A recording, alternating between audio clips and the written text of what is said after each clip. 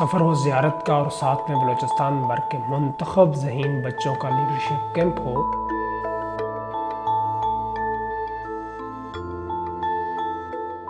ये तो फ़राज़ मनसबी और ख्वाहिश कल्बी के यकजान हो जाने जैसी बात है। अमेरिकी international organization helping hand for relief and development के सरबराह ट्रेनिंग जनाब आबद अली बुखारी मेरे मुर्शद नमा ऐसे दोस्त हैं जिनकी बात हुक्म का दर्जा रखती है। उन्होंने सरीना एयरलाइन की लाहौर से कोयटा की रिटर्न टिकट रवाना करते हुए साथ मुतले किया कि आपने इस दिन इस वक्त ज़ियारत पहुंचना है।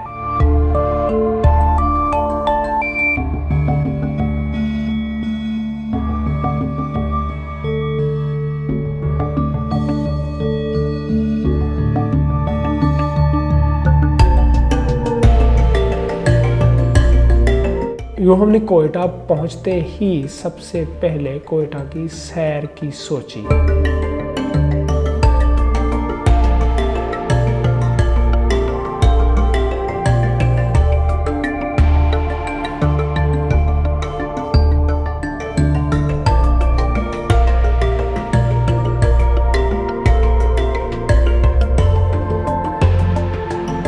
जी हम इस वक्त मौजूद हैं कोयटा शहर में कसरे नाज होटल से।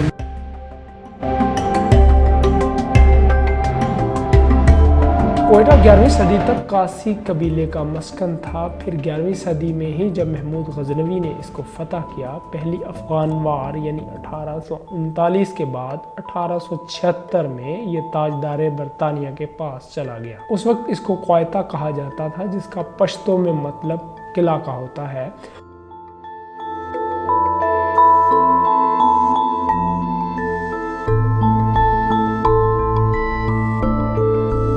छप्पन 1053 किलोमीटर मुश्तमल रकबा और 4 पहाड़ों के दरमियान में गिरा हुआ यह इलाका कुदरत की तरफ से बेहतरीन जोग्राफियाई लोकेशन पर मौजूद है।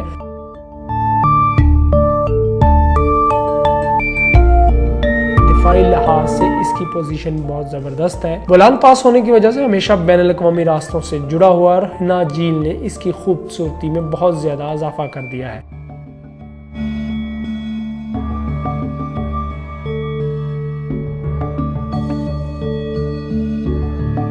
बलोच, हज़ारवी और पख्तूनों के हसीन इम्तजाज पर मौजूद ये शहर मुझे तो बहावलपुर से बहुत मिलता जुलता महसूस हुआ कि खुली शहराएं, कम रश और मेहमान नवाज होने के साथ आला ज़र्फ़ लोग